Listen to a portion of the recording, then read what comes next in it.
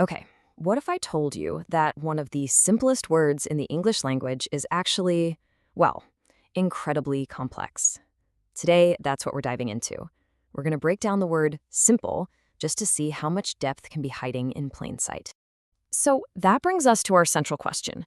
How simple is the word simple? It seems like a pretty straightforward question, right? But trust me, the answer is anything but.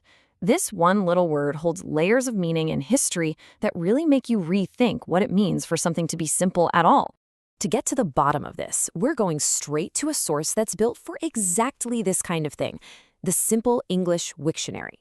It's designed for clarity, so we're going to use its own straightforward definitions to see just how deep this rabbit hole goes.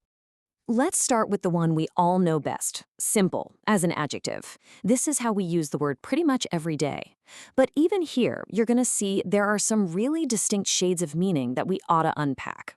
First up, the most common meaning, right? When we say something is simple, we usually just mean it's not hard. It's easy to get, it's manageable, and it doesn't take a ton of brain power to figure out. For example, baking this cake is very simple as it only has 3 steps. Here, the simplicity is all about how clear and short the process is. It's easy to follow, which means it's easy to get it right. Okay, now here's a subtle but important shift. This second meaning isn't really about how easy something is to do, but more about the nature of the thing itself. It's about being fundamental, unadorned, without a lot of extra complicated parts.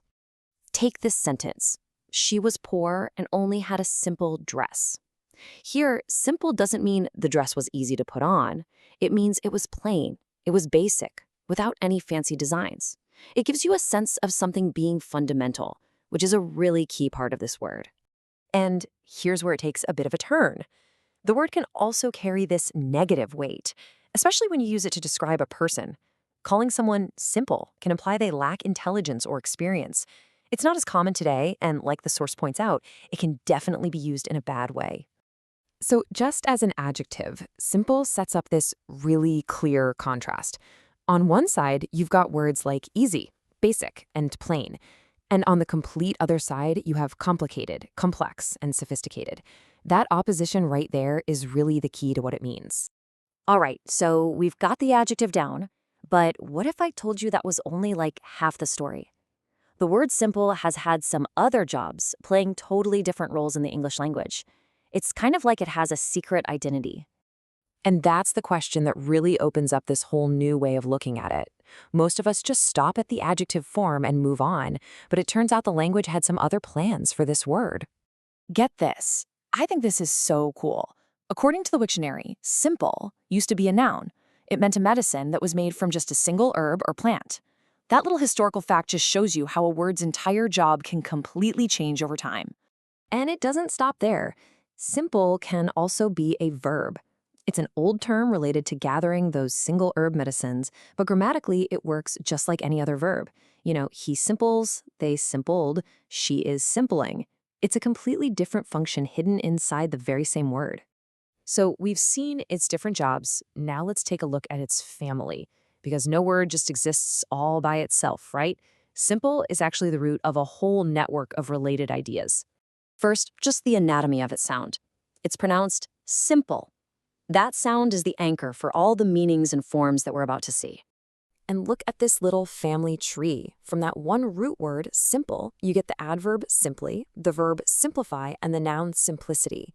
Each one takes that core idea of being uncomplicated and just applies it in a slightly different way. It's a pretty efficient little system. So, okay, after all this digging, different meanings, different parts of speech, related words, what's the big takeaway here?